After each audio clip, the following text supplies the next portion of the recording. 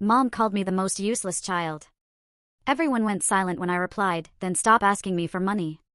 Okay, let me tell you, I thought last Christmas was finally going to be different.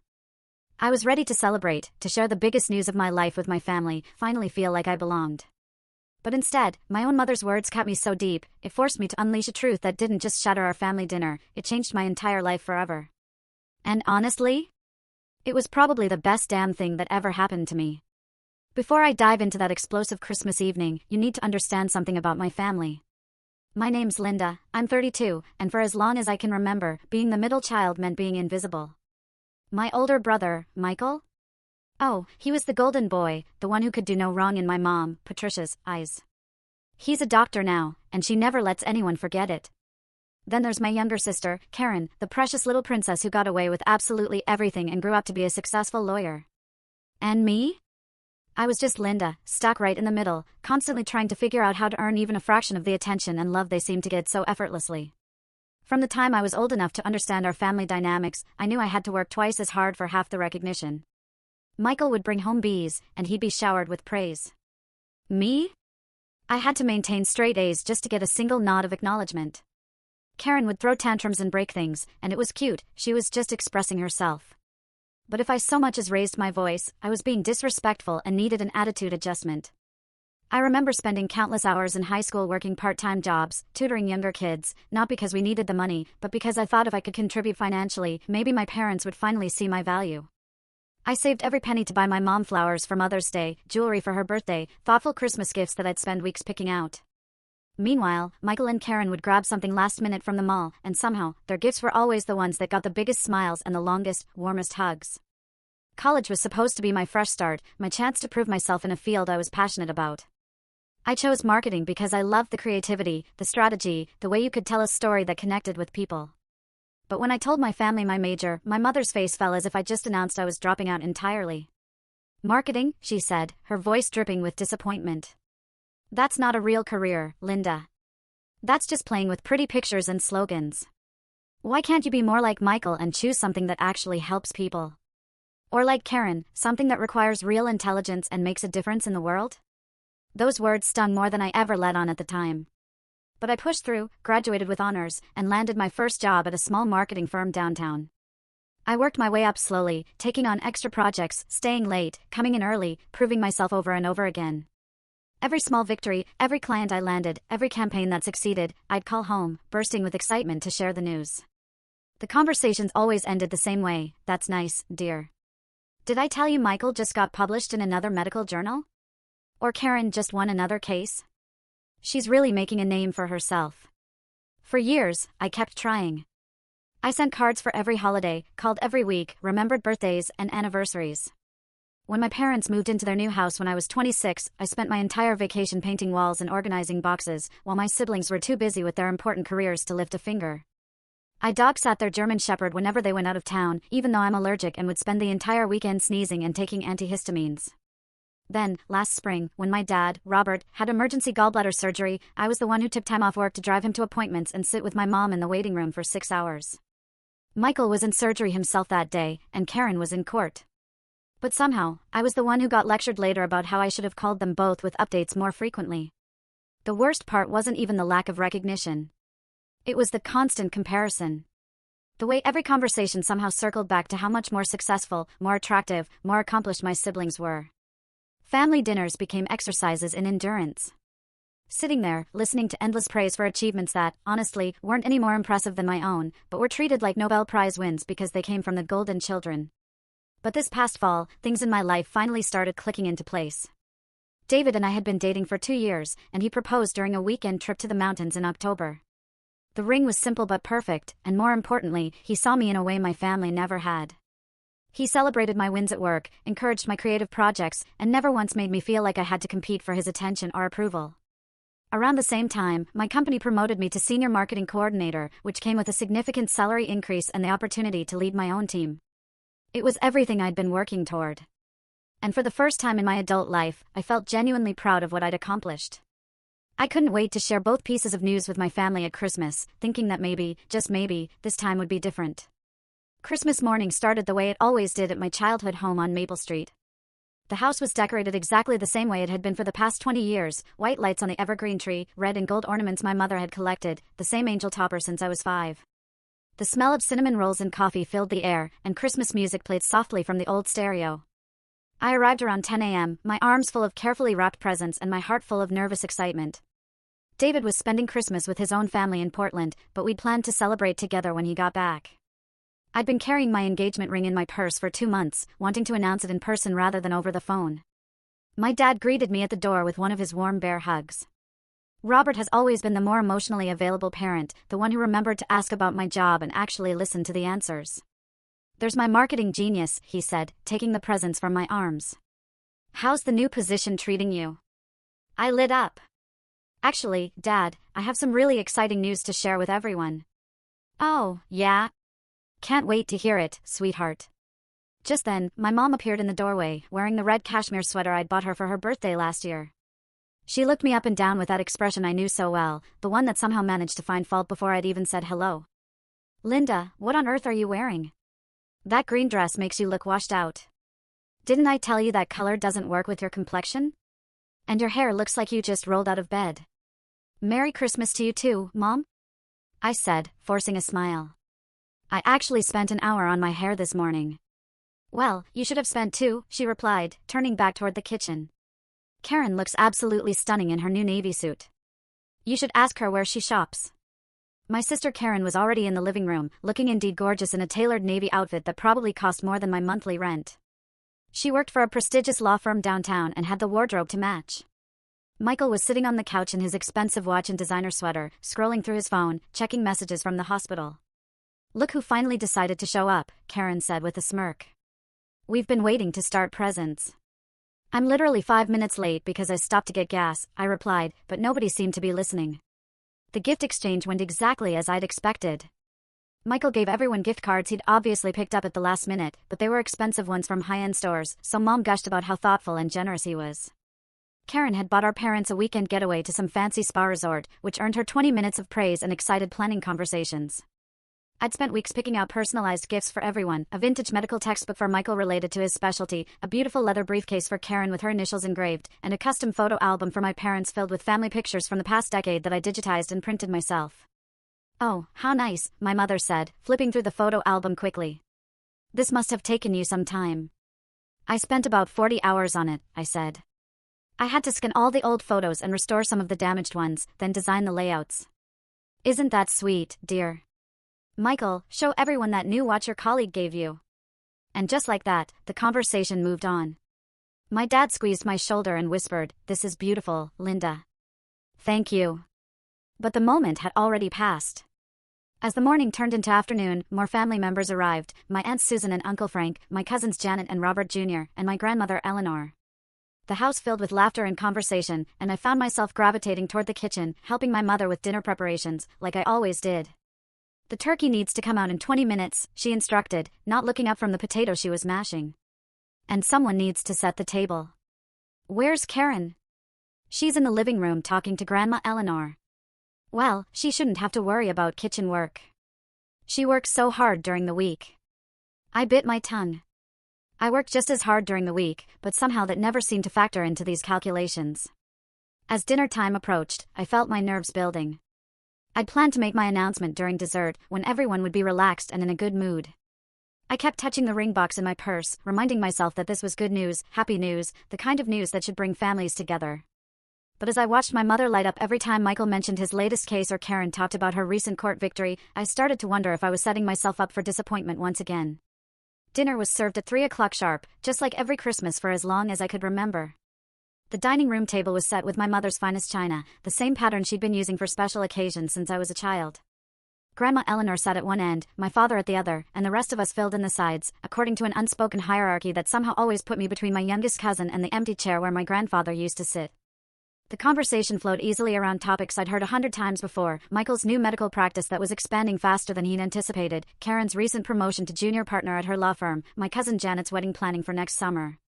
I participated when spoken to, laughed at my Uncle Frank's bad jokes, and complimented my Aunt Susan's new haircut, all while waiting for the right moment to share my own news. "So, Linda," my grandmother said during a lull in conversation. "Are you still working at that little advertising company downtown?" Marketing company, Grandma? And yes, I am. Actually, I have some exciting news about that. Before I could continue, my mother jumped in. Linda thinks making pretty pictures for businesses is the same as having a real career. I keep telling her she should go back to school for something more substantial, like nursing or teaching. Marketing is a real career, Mom, I said, trying to keep my voice even. It's actually a field that requires a lot of strategy and analysis. I just got promoted to senior coordinator, which means I'll be leading my own team. Oh, that's wonderful, honey, my Aunt Susan said kindly. Congratulations. Thank you. And actually, I have even bigger news than that. I reached into my purse and pulled out the small velvet box, my heart pounding so hard I was sure everyone could hear it. This was it. The moment I'd been planning for weeks. David proposed. I announced, opening the box to reveal the beautiful solitaire ring inside. We're engaged. The reaction wasn't quite what I'd hoped for. There was a moment of silence, then polite congratulations from most of the table. My father's face broke into a genuine smile, and my grandmother reached over to squeeze my hand. But my mother's expression remained unchanged. Almost bored. When did this happen? Karen asked. In October. We went to the mountains for a weekend, and he proposed during a hike to this beautiful overlook.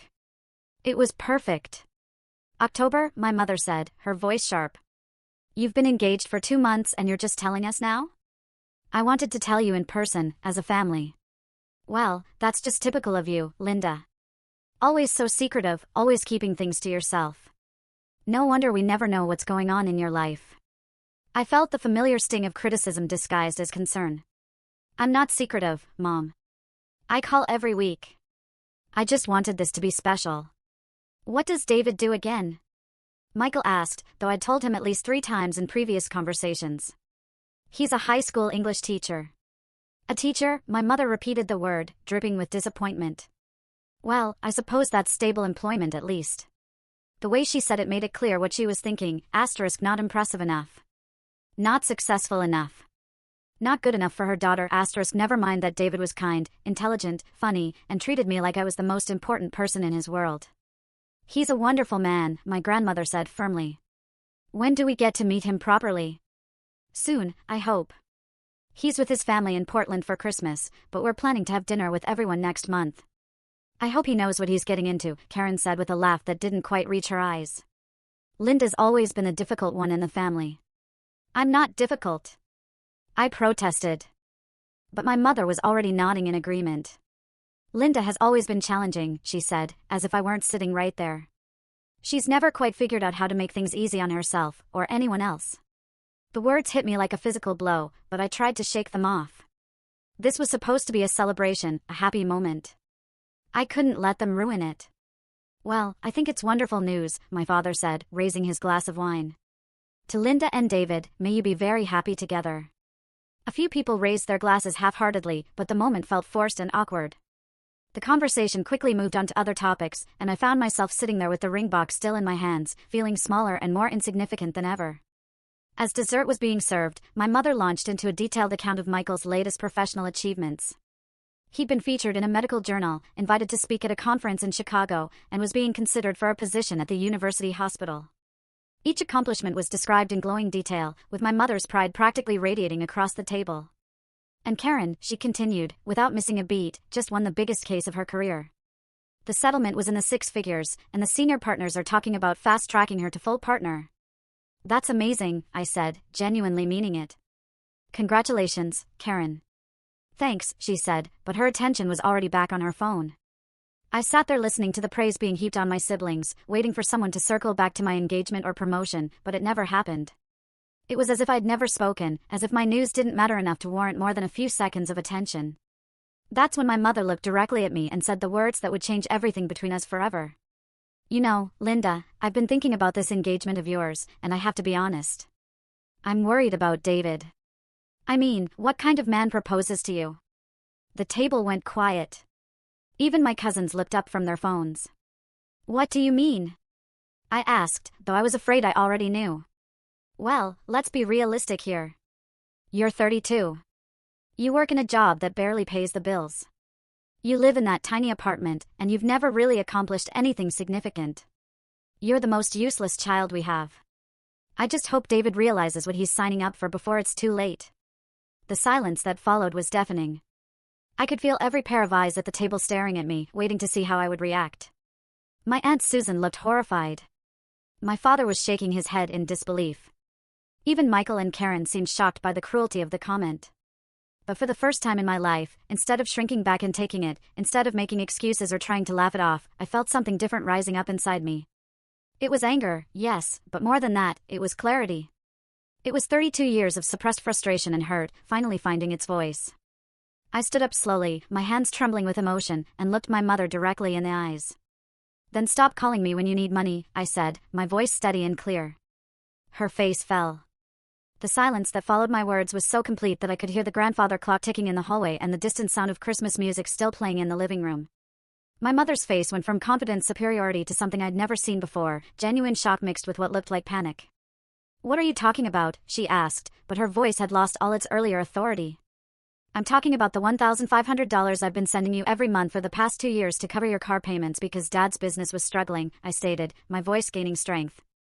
"I'm talking about the $3,000 I gave you last spring when he needed surgery and your insurance wouldn't cover all the costs. I'm talking about the $2,000 I sent to help pay for Karen's bar exam fees because she'd already spent her trust fund on that trip to Europe." I reached into my purse and pulled out my phone, opening my banking app with fingers that were surprisingly steady despite the adrenaline coursing through my veins. "Want to see the receipts?" I continued, holding up the screen. "Because I have them all right here. Every transfer, every check, every emergency loan that somehow never got paid back." My Aunt Susan was staring at me with her mouth slightly open. My Uncle Frank had put down his fork and was listening intently.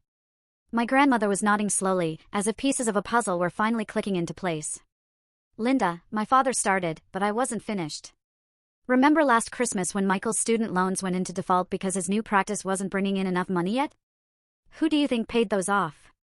It wasn't Mom and Dad, because they were still recovering from Dad's medical bills.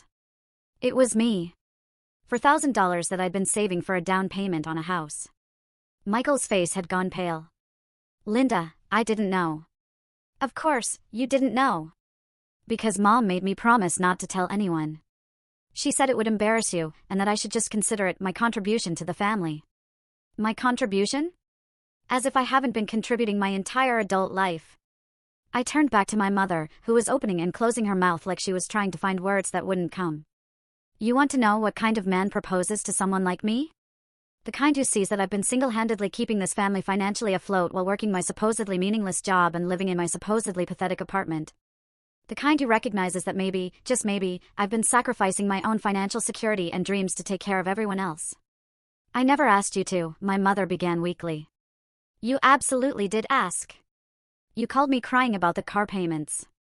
You called me panicking about Dad's surgery. You called me begging for help with Karen's fees. And every single time I helped because that's what families do.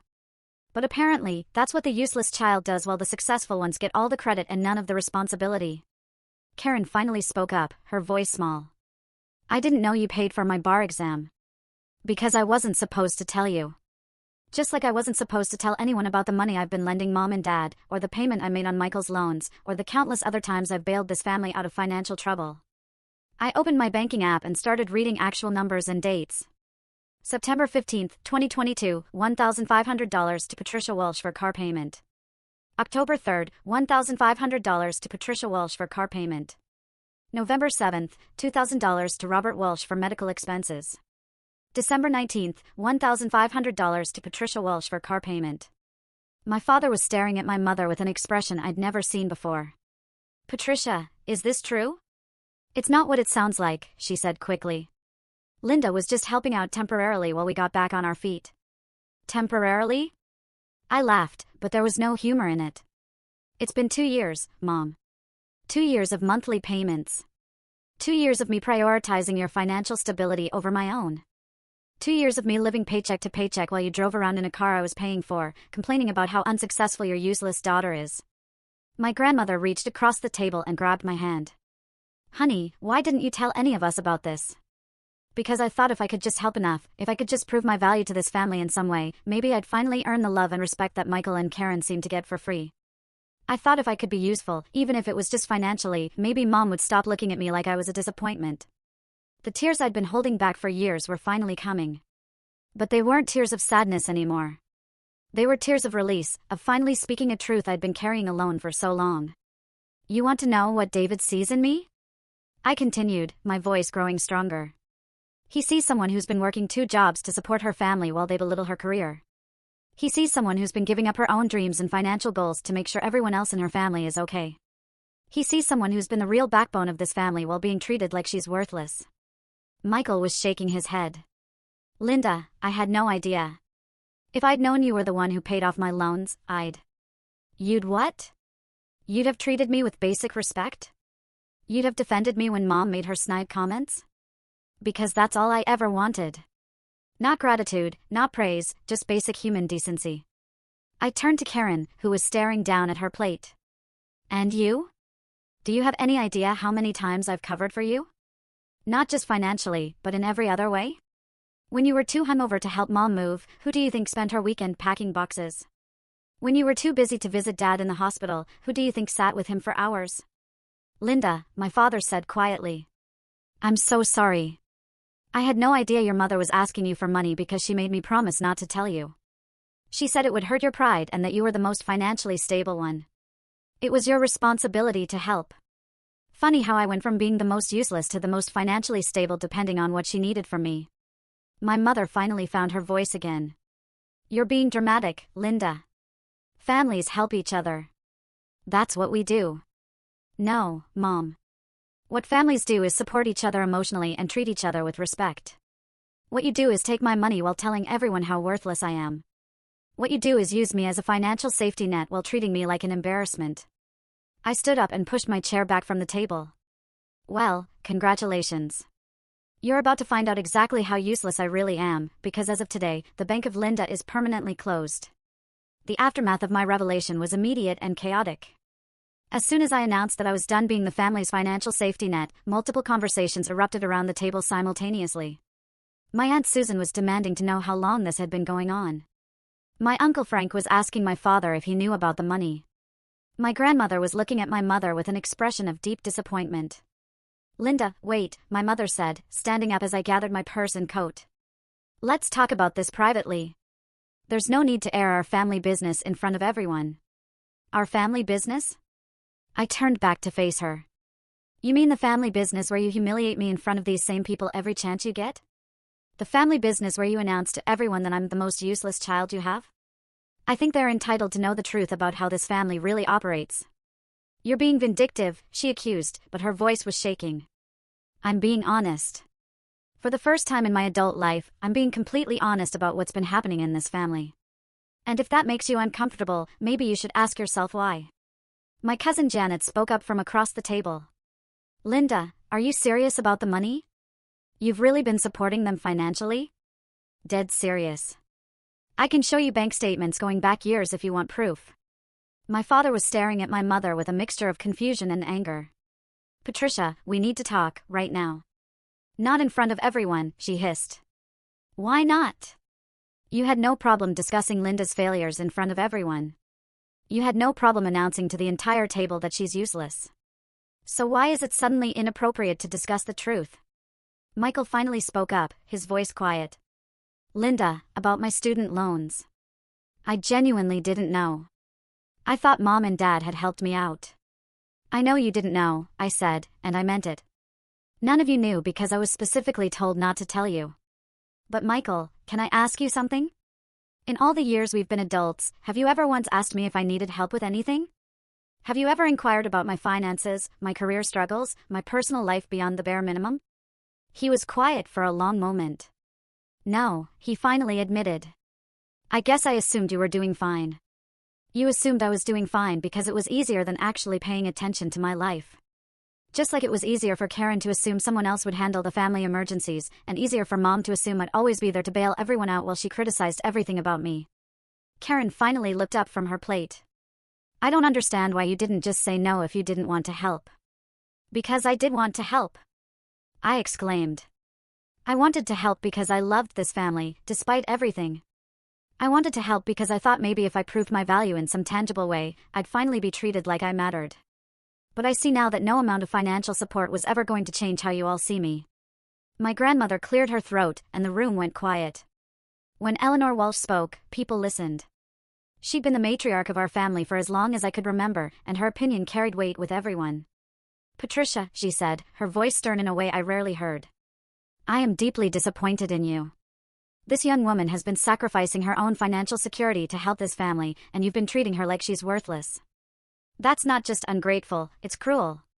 Mother, you don't understand the whole situation, my mom started. I understand enough. I understand that Linda has been working 2 jobs to support herself and apparently half this family while you've been telling everyone who'd listen that she's not good enough. I understand that she just announced her engagement, which should be one of the happiest moments of her life, and instead of celebrating with her, you used it as an opportunity to tear her down. The room was silent, except for the sound of my mother's rapid breathing. I'd never seen her called out so directly by her own mother before. And another thing, my grandmother continued, I've watched this girl grow up, and she's never been anything but kind, generous, and hardworking. If she's the most useless child you have, Patricia, then you have no idea how to measure a person's worth. My Aunt Susan nodded emphatically. I have to agree with Mom. Linda, I had no idea you were dealing with all of this. I always wondered why you seemed so stressed during family gatherings. I wasn't stressed, I said quietly. I was exhausted. Emotionally, financially, physically exhausted from trying to be enough for a family that had already decided I never would be. My mother made one last attempt to regain control of the narrative. Linda, you're making this sound much worse than it is. We're family. We help each other.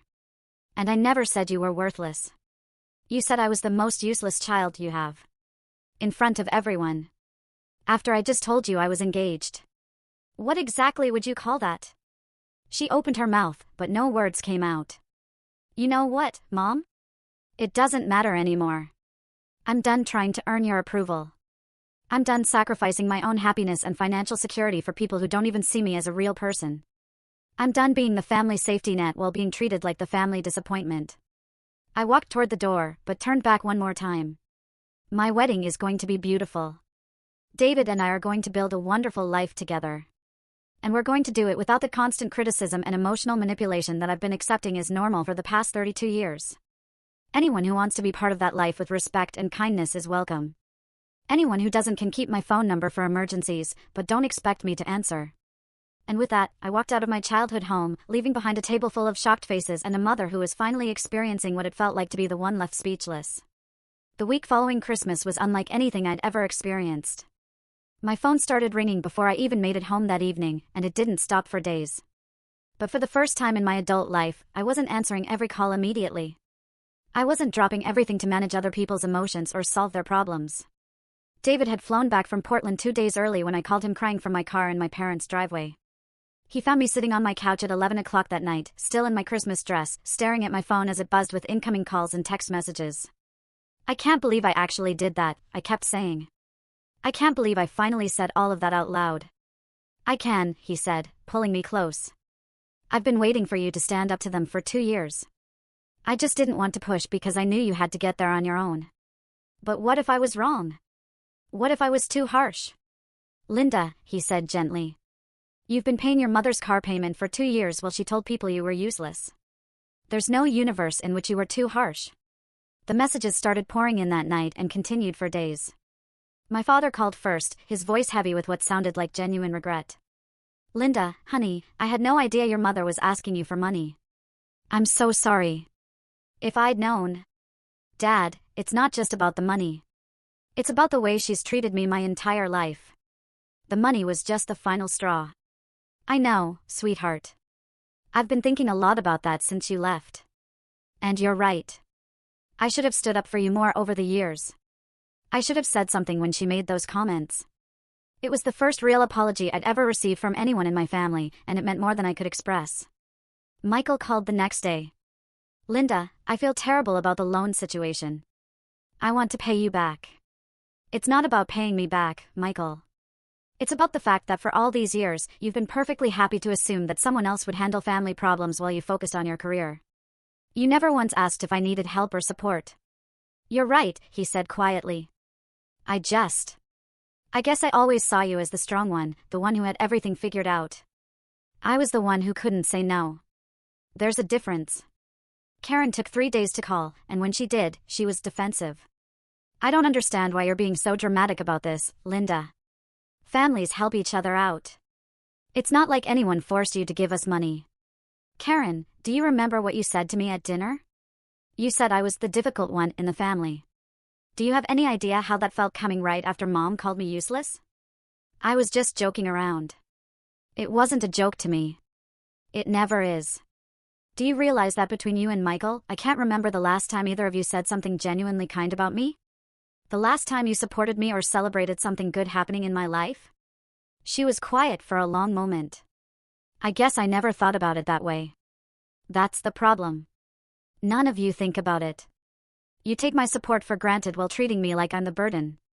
My mother, predictably, was the most persistent. She called 6 times on December 26th alone, leaving increasingly frantic voicemails. Linda, this is ridiculous. Call me back so we can discuss this like adults. Linda, you're being incredibly selfish. Your father is upset and this is affecting the whole family. Linda, I don't know what's gotten into you, but this attitude needs to stop. We're your family. On December 28th, she tried a different approach. Linda, honey, I think I may have spoken too harshly at dinner. Maybe we can work something out about the money situation. But it wasn't until December 30th that she finally called and said the words I'd been waiting 32 years to hear. Linda, I was wrong. I'm sorry. I almost didn't answer the phone. I'd been screening her calls for days, and David had been encouraging me to take my time before engaging, but something about the 10th ring made me pick up. Hello, Mom. Linda, thank God. Please don't hang up. I need to talk to you. I'm listening. Your father and I have been talking, and I think I owe you an apology. A real one. I waited. What I said at dinner was unforgivable. You're not useless. You're the opposite of useless. You've been. God, Linda, you've been holding this family together, and I've been treating you terribly. It was the closest thing to a genuine apology I'd ever received from her. But I wasn't ready to let my guard down completely. Mom, it's not just what you said at dinner. It's been a pattern my entire life. The constant criticism, the comparisons to Michael and Karen, the way you dismiss my career and my accomplishments. I know, she said, and her voice was shaking. I know, and I don't have a good excuse for it. I think maybe I saw myself in you, and I was harder on you because of it. What do you mean? I was the middle child, too. I know what it's like to feel invisible, and instead of protecting you from that feeling, I think I made it worse. I think I pushed you harder because I wanted you to be stronger than I was. It wasn't a complete explanation, and it certainly wasn't an excuse, but it was the first time my mother had ever shown me any real vulnerability or self-awareness. The money stops, Mom. All of it. No more car payments, no more emergency loans, no more bailing anyone out. I understand. You're right. We never should have put that burden on you. And the criticism stops, too. I'm not going to tolerate being belittled anymore, especially in front of other people. Okay, I'll try to do better. Don't try, Mom. Do better, because if you can't, then David and I will build our life without this family's involvement. It was an ultimatum, but it felt necessary. For the first time in my life, I was setting real boundaries with consequences I was prepared to enforce. 3 months later, my life looked completely different. The constant financial stress was gone, replaced by something I'd never experienced before, actual savings. For the first time since college, I had money left over at the end of each month. David and I opened a joint savings account and started planning not just our wedding, but our future together. The emotional change was even more dramatic. Without the constant weight of family drama and financial obligations, I felt lighter, more confident, more like myself. My performance at work improved noticeably once I wasn't distracted by family emergencies and guilt-inducing phone calls. My boss noticed the change and hinted at additional promotion opportunities coming up. You seem different lately, she said during my quarterly review. More focused, more assertive in meetings. Whatever you're doing, keep it up. I was doing something I'd never done before, prioritizing my own well-being. The family dynamics shifted dramatically once the financial safety net was removed. My father, it turned out, had been completely unaware of the extent to which my mother had been borrowing money from me. When he discovered the full scope of it, he was furious. 2 years, Patricia? You've been taking money from our daughter for 2 years without telling me? They ended up going to financial counseling together, something that probably should have happened years earlier. My father took a part-time consulting job to supplement their income, and my mother finally admitted they'd been living beyond their means. Michael and Karen, meanwhile, were forced to confront their own assumptions about family support. Michael called me 6 weeks after Christmas with an update that surprised me. "I've been thinking a lot about what you said," he told me, "about how I never asked if you needed help. And you're right. I was so focused on my own problems that I never considered you might have your own. I appreciate you saying that. I want to do better. And I want to start by asking, is there anything you need help with? Anything I can do to support you?" It was such a simple question, but it was the first time any of my siblings had ever asked it. We ended up having a 2-hour conversation about my career goals, my relationship with David, and my plans for the future. For the first time as adults, Michael seemed genuinely interested in my life as a person, rather than just as a family obligation. Karen took longer to come around. She was still defensive about the money situation and seemed to view my boundary setting as a personal attack rather than a necessary change. But even she eventually started to shift her perspective, especially after a conversation with our grandmother. Eleanor had apparently given both of my siblings quite the talking to about their treatment of me over the years. "Your sister has been sacrificing for this family while you two were building your careers," she told them. "The least you can do is treat her with the respect she deserves." My relationship with my mother remained the most complicated. She was clearly trying to change her behavior, but decades of ingrained patterns don't disappear overnight. She'd catch herself mid-criticism and apologize, or make an effort to ask about my work in a way that didn't sound dismissive. It felt forced at first, but gradually it started to feel more genuine. The real test came when David and I started planning our wedding. I'd been dreading the inevitable commentary and attempts to control the process. But to my surprise, my mother mostly kept her opinions to herself. When she did offer suggestions, she prefaced them with things like, "just an idea," or "only if you think it would work." "I like the photographer you chose," she said during one of our planning sessions. "The samples you showed me are beautiful." It was such a normal, supportive comment that I almost didn't know how to respond. This was what healthy family interaction was supposed to look like. My father, on the other hand, threw himself into wedding planning with enthusiasm I hadn't expected. He offered to help with costs, insisted on walking me down the aisle, and spent hours researching venues and vendors with me. It was as if he was trying to make up for years of standing by while my mother criticized me. "I'm so proud of you," he told me one afternoon as we sampled cakes at a bakery downtown. "Not just for standing up to your mother, but for building such a good life for yourself. David's a lucky man." Coming from my father, those words meant everything. The biggest surprise was how many other family members reached out to support me once they learned the full story. My Aunt Susan started calling regularly just to check in. My cousin Janet asked if she could help with wedding planning. Even some of my more distant relatives made efforts to connect with me in ways they never had before. "I always sensed there was tension," my Aunt Susan explained, "but I never realized how bad it was. Your mother has always been intense, but I didn't know she was being so unfair to you." It turned out that several family members had noticed the dynamic over the years, but hadn't felt comfortable intervening. My Christmas outburst had given them permission to address what they'd been seeing but ignoring. The most meaningful change was in my relationship with David's family.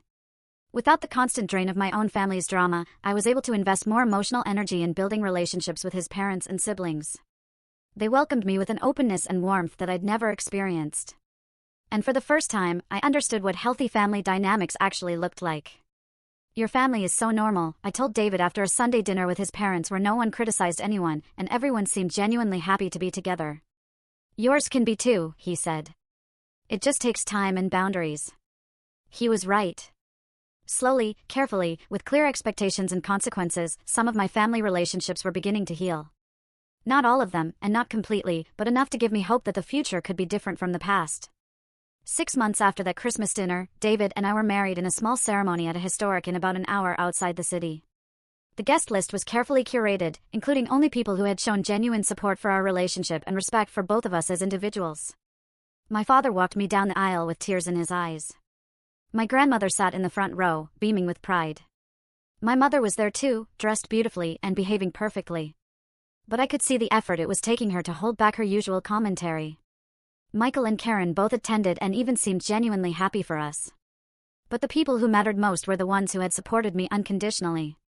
David's family, who had embraced me from the beginning, my Aunt Susan and cousin Janet, who had become real sources of emotional support, and my longtime friends, who had watched me struggle with family dynamics for years and were thrilled to see me finally standing up for myself. "You look radiant," my grandmother whispered as she hugged me after the ceremony. "Not just beautiful, but truly happy. That's what I've been waiting to see." During the reception, my father gave a speech that brought me to tears. Linda has always been the heart of our family, he said, even when we didn't appreciate her properly. She's kind, generous, hardworking, and loyal to a fault. David, you're not just marrying a wonderful woman. You're marrying someone who will move heaven and earth for the people she loves. I just hope you never take that for granted the way some of us have. It was his public acknowledgement of the years of imbalance, and it meant everything to me. Even my mother managed to say something appropriate during her brief remarks. Linda, I'm sorry it took me so long to see what an amazing daughter I have. I hope you and David build a beautiful life together. It wasn't a complete repair of our relationship, but it was progress. The most important moment of the day, though, came during our first dance.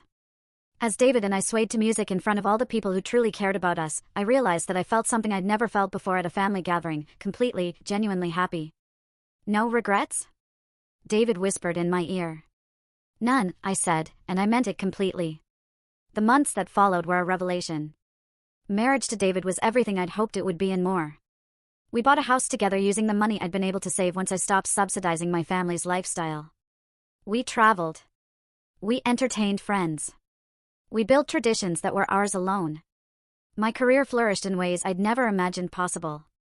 Without the constant emotional drain of family drama, I had energy to invest in my work that I'd never had before. I led successful campaigns, built strong relationships with clients, and earned the promotion my boss had hinted at. The girl who had been called useless was now running her own department. Some family relationships continued to improve gradually. My father and I developed a genuine friendship, talking regularly about everything from work to books to his new hobby of woodworking. Michael made real efforts to be present in my life, calling to check in and even asking for my advice on personal matters. My grandmother became one of my closest confidants, someone I could talk to about anything without fear of judgment. My relationship with my mother remained complicated but functional. She still struggled with her tendency to criticize, but she caught herself more often and made real efforts to be supportive. When I told her I was considering going back to school for an MBA, she surprised me by saying, "That sounds like a wonderful opportunity. You'd be excellent at that." It wasn't the enthusiastic support I might have gotten from Michael or Karen, but it was respectful and encouraging, which was more than I'd ever expected from her. Karen and I found a cordial but distant equilibrium. We were polite at family gatherings and exchanged pleasantries, but we never developed the close relationship I'd hoped for. That was okay, though. I'd learned that not all family relationships can be fixed, and that's not necessarily a reflection of personal failure. The most profound change was internal. For the first time in my adult life, I wasn't constantly seeking approval or trying to prove my worth. I knew who I was, what I'd accomplished, and what I brought to my relationships.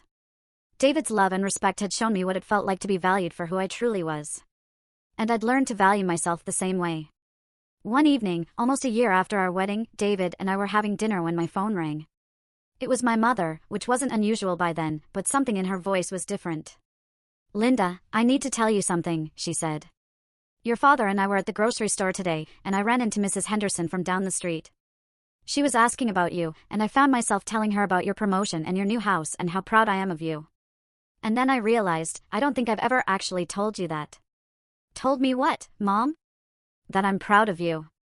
That I've always been proud of you, even when I was too stubborn or too focused on what I thought success should look like to admit it. You're an incredible woman, Linda. You're kind and strong and successful and generous, and I'm sorry it took me so long to say that out loud." It was the conversation I'd been waiting for my entire life. And it came at a time when I no longer needed it to feel complete. But that made it even more meaningful, because it felt genuine rather than desperate. "Thank you, Mom," I said. "That means a lot. I love you, sweetheart. I should have been saying that more often, too. I love you, too." After I hung up, David looked at me with a smile. "How does it feel?" "Good," I said. And I was surprised to realize I meant it.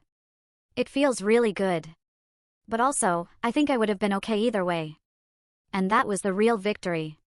Not that my family had finally learned to treat me with respect, though that was wonderful. The real victory was that I'd learned to respect myself enough to demand better treatment, and to build a life that didn't depend on their approval for my happiness. I'd learned that sometimes the most loving thing you can do for yourself, and for others, is to stop accepting unacceptable behavior. I'd learned that financial independence and emotional independence go hand in hand. Most importantly, I'd learned that the family you choose can be just as important as the family you're born into, and that surrounding yourself with people who see your worth doesn't make you selfish. It makes you whole. The little girl who had spent her childhood trying to earn love had grown into a woman who knew she was worthy of love just as she was. and that made all the difference in the world. Have you ever had to set difficult boundaries with family members who took your support for granted? I'd love to hear your stories in the comments below. And if this story resonated with you, thank you for listening. I hope it helps someone else find the courage to speak their truth. Wishing you all the strength to know your worth and the courage to demand the respect you deserve.